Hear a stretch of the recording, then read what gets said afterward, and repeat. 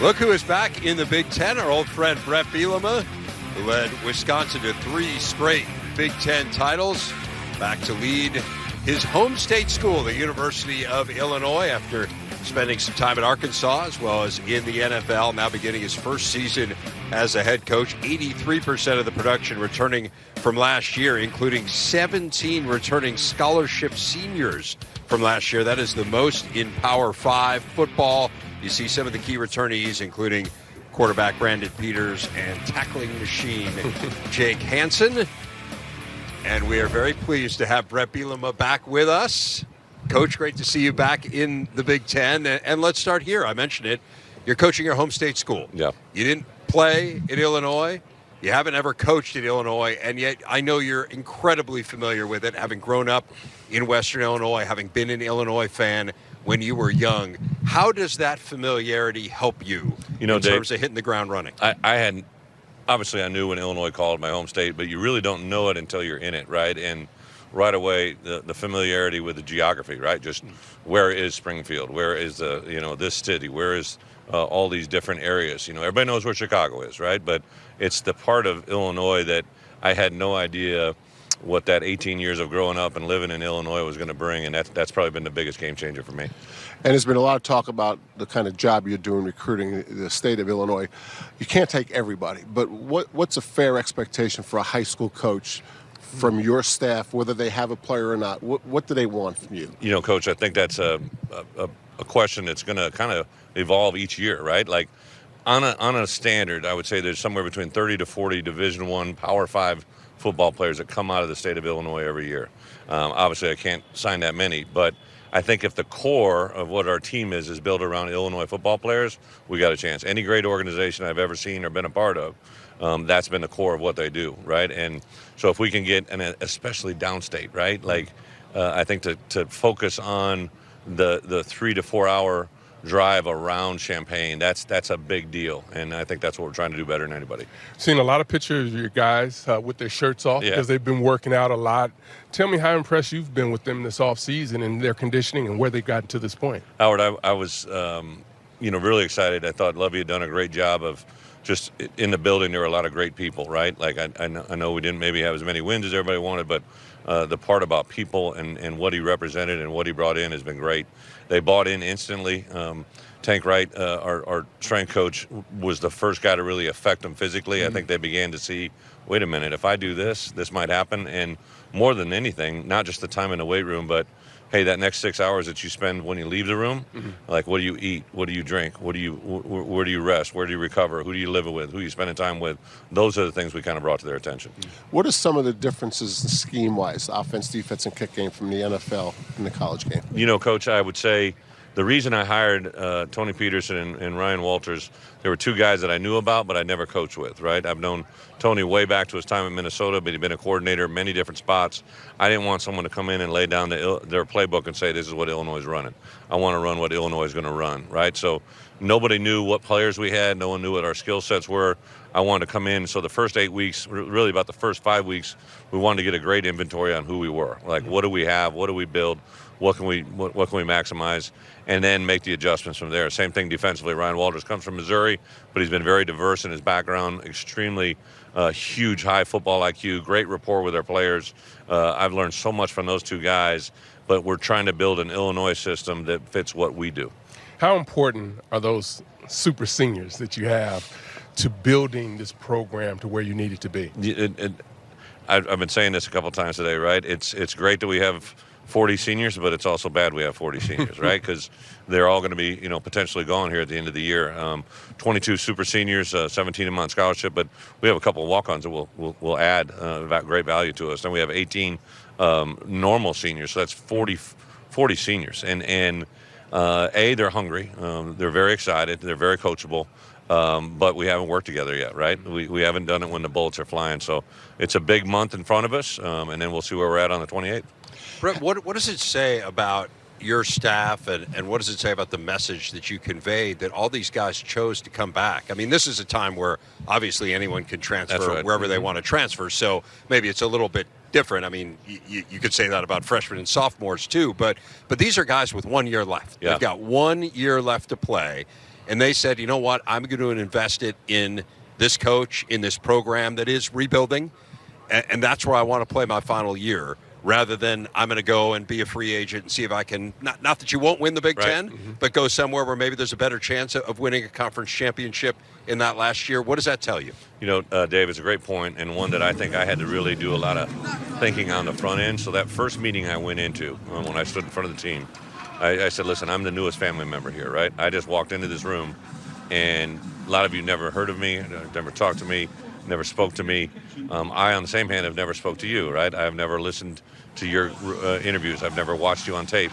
I want you to know from this point forward, we're family. And if you want to come back, I'm going to give you that right. And so I think that opened up their eyes. And then the guys that are hitting me today, Doug Kramer and Vederian Lowe were one of the first two to tell me, Coach, I'm coming back, right? And I think that was an easy thing, O-line and what I've done and what I was going to do. But then Owen Carney, kind of the flip side of it, he's here today. Owen entered the transfer portal after I got there. And I began to call him and recruit him and do things. And that world was really an eye-opener for me. So I'm excited, but I think the thing that we try to preach to our guys is what we're selling is the truth and it's reality. I don't think kids today are different, right? They still want what every kid wants. They want success, and they want to be guided. They want to be motivated, and that's what we try to do. Coach, last time we saw one of your practices, you were at Wisconsin. Yeah. It was pretty physical. Yeah. Okay. And since then, the rules have changed, and Yeah. you have some NFL experience. So when we come to watch Illinois practice this year, will it look much different than when you were at Wisconsin? You know what I'm excited for, Coach? That'll be our first day in pads.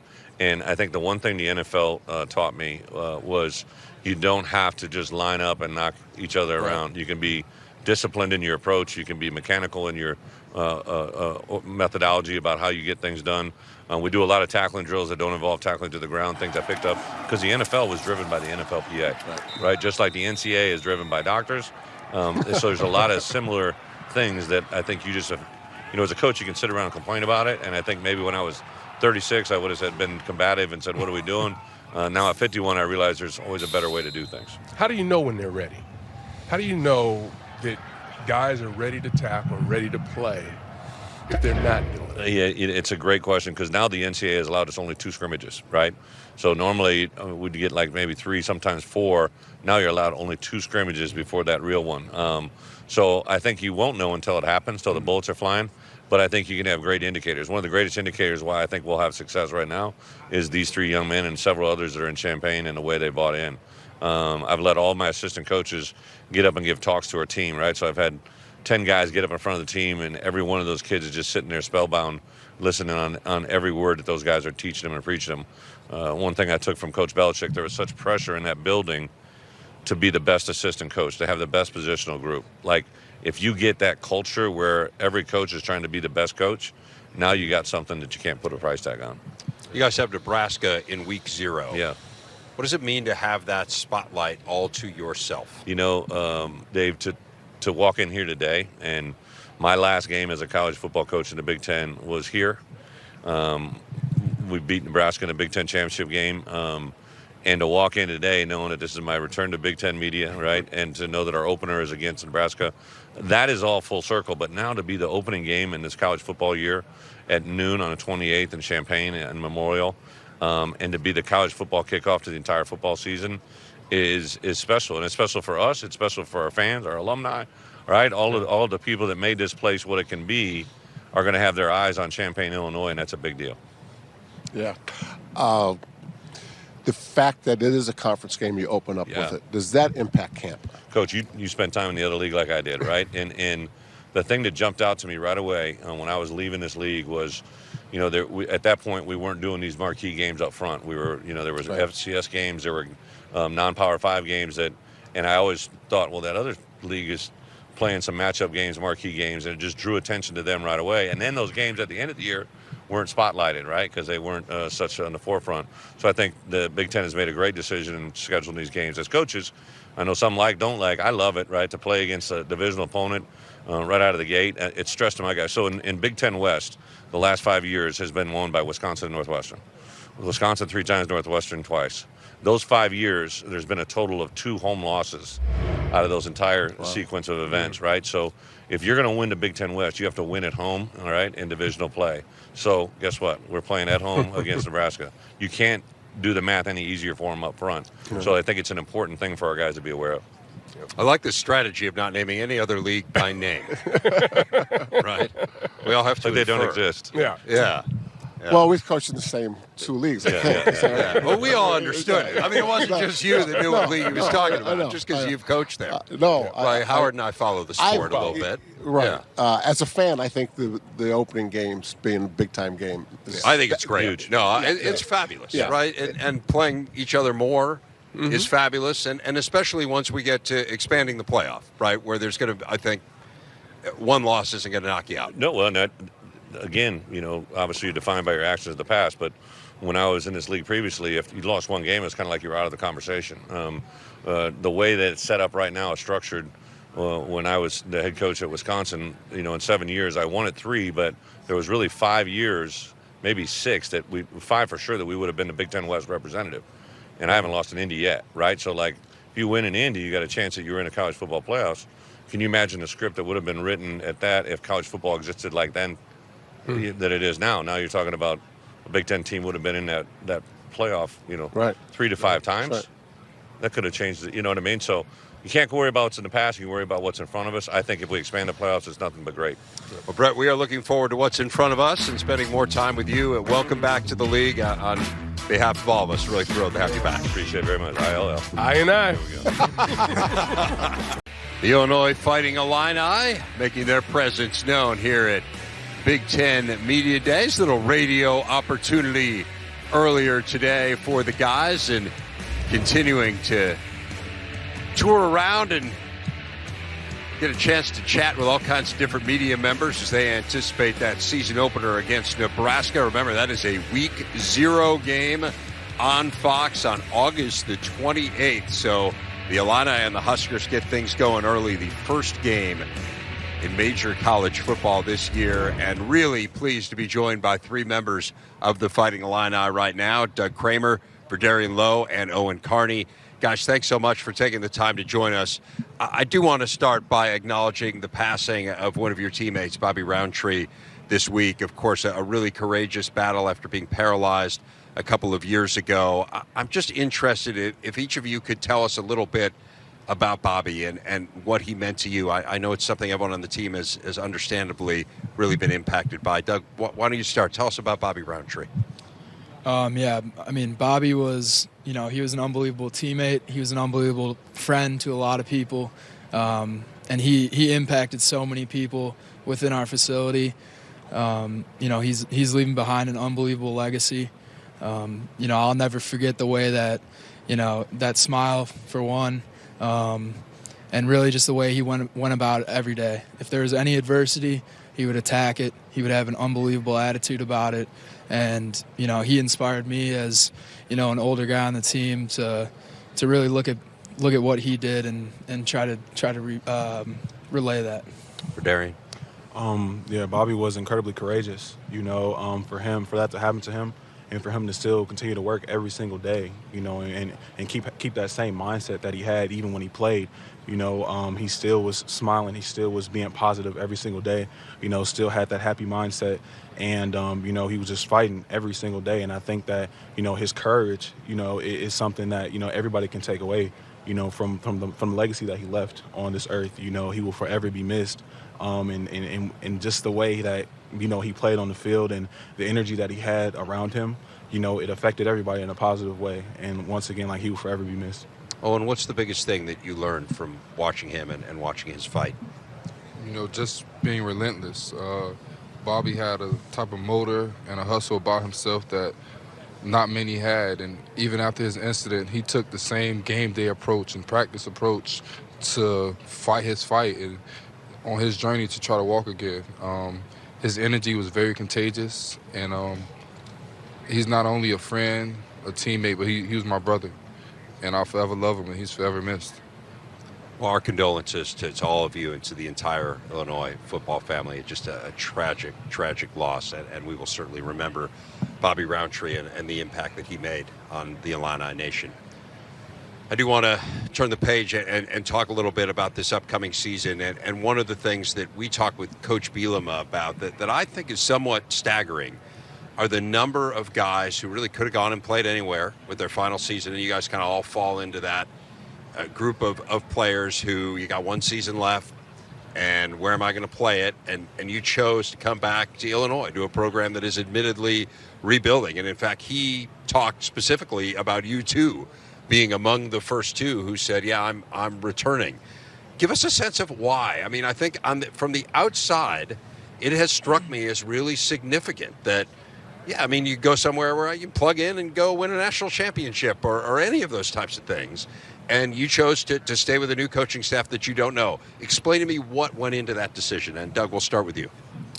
Well, for me personally, I couldn't see myself wearing other colors other than orange and blue in college. You know, I grew up a diehard Illinois fan. Both my parents graduated from this university. I got other family members that went to this university, so this meant a lot to me. But obviously, I wasn't going to make any decision before I met Coach B. And, you know, after the full meeting with the team and then one individual meeting with Coach Bielema, I knew that, you know, that was a guy that I could trust. His coaching experience speaks for itself. He's won Big Ten championships on this field. And, you know, that's really what I wanted to be a part of. I want to play more games next to V. I want to practice against OC. I want to get better. And that's really what went into it for me. Vederian? Yeah, after, you know, that last Penn State game and then, you know, Coach B, you know, coming and having a team meeting with the guys, you could see that just off of that team meeting, you know, him saying that, you know, he's the newest family member. You know, right off the bat, he just stated how he was the newest family member, and that's, you know, what he's been preaching, you know, since he's been here, you know, family. And that's the way he approaches it every day. You know, he treats everybody the same. He builds a camaraderie with all his players, you know, that in all actuality builds trust, you know, that goes a long way. And, you know, after meeting with them, having a conversation with them over the phone and, you know, just learning more about him and learning, you know, how much success he's had in the Big Ten, you know, that played a huge part. And, you know, me staying, you know, I obviously, you know, wanted to play more games with these guys, you know, wanted to go against Owen more in practice, you know, every chance I get. So just to be here with these guys and to have another season and also, you know, be led by Coach B, you know, it's an honor, and I'm glad I stayed. As you may have learned, he's had some pretty good success with offensive linemen through the years as a point of emphasis. Oh, and he was mentioning for you was a little bit different, right? That you went into the portal and really gave some thought to leaving. So maybe your decision was a little more challenging, and yet ultimately you ended up in that same spot and being here and being one of the leaders of the team. Take us through what made you say, yeah, I'm going to hitch my wagon to this guy.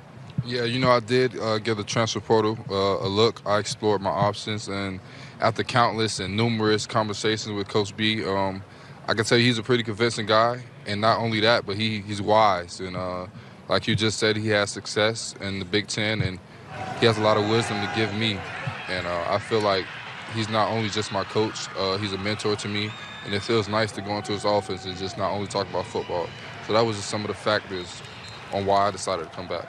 Give us a sense for his style. What's it like to play for Bret Bielema? Cognizant of the fact that you haven't had preseason practice yet, you certainly haven't played a game yet. But what is it that you're kind of sensing as the vibe coming off of him, Owen? Coach is definitely a player's coach, you know, and when he says something to you, you're going to want to pay attention and heed to it because it's going to come back full circle. He has a saying that history always repeats itself, and everything that he says he lives by. And I wouldn't want another leader to lead me this season. To what extent have you gotten to know Coach Bielema, and what stood out for Darian? What stood out to me with Coach B is just the chemistry that he builds, you know, with his players. You know, I always say that, you know, if you build such a connection and a chemistry with your players, that ends up building trust. You know, and when you trust, you know, your coach who's leading you, you know, you take the constructive criticism, you know, you take everything that's thrown your way because you know that they're not steering you wrong and you know that he's guiding you in the correct direction. You know, Coach B knows where we all want to go. He's been where we all want to be.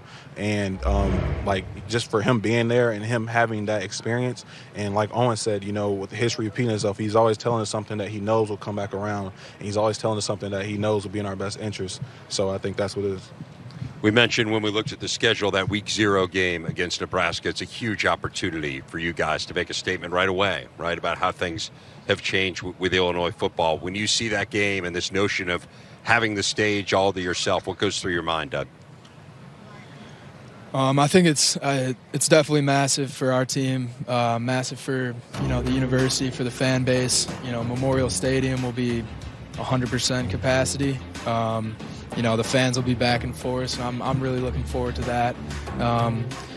But in terms of this game, it is a Big Ten West opponent. We know how important it is to win at home against Big Ten West opponents, as Coach B was talking about earlier. But at the same time, that doesn't change our level of preparation for any game. It starts Week 0. It starts against Nebraska, absolutely. But the standard of our preparation doesn't change based on who we're playing. Vederian, describe Bret Bielema's offense and Tony Peterson's offense. What should we expect from the Fighting Illini? I think that you guys should expect a balanced offense. We're going to be balanced in every way possible, and, we're going to play to our strengths. As Coach B says, he's going to put the best players out there, to perform for us, and that put us in the best position possible. So, I think you can expect a really balanced offense, from Coach Peterson and from Coach B that will and ultimately result in success for us. And how about Ryan Walters' defense? You can expect a lot of different looks. Not other than that, but a fundamental sound football team. We want to play complementary football, and with a defense with a lot of returners like Jake Hansen and Tony Adams, we look to get after some people this year. Vederian, I am amazed and simultaneously, I would say, exhausted by your story. As I've read up about you a little bit, you're married, you have 2 kids, and you've got your brother who lives with you also and who you are now the legal guardian of, and you're a college student, and you're a student athlete. How do you have time for it all? Yeah, that's a great question. I just try to dedicate myself to, with whichever task I'm presented with at the moment. In the mornings and early mornings is football. I wake up early. I get my routine going for my workouts and everything, so I can go as hard as I can in my workouts to get the most out of that. And then right after that, I go home and I either wake my children up to get their morning routine started with, or if not, if they're already up, then I just try to get their day going and just be a father while I'm at home, and also just try to teach my brother life lessons, try to guide him in the correct direction, try to make sure that he sees a family that loves each other and that cares for each other, and just a balanced home. Me and my wife do a great job, just complimenting one another, with, me playing football and being in school and everything, and then with her working. So I think that, just having a great relationship with my wife and, just being able to compliment off one another, makes it a lot easier, than what it sounds like. Amazing stuff. Kudos to you on that. I want to leave each of you with this. How do you define success for Illinois football this year? What would you say, Doug? Well, the key thing right now is focusing on week 0, 100%, and finishing up our preparation in the off season. But success is defined by, how well we execute what Coach B, his vision for our program. And right now that's being tough, smart, and dependable. So on and off the field, that's what I'm focusing on, and I know, that's what our team is focused on. Vederian? Yeah, just like Doug said, just focusing on, our Week 0 opponent, that's the one goal that we have right now, is taking care of business in Week 0.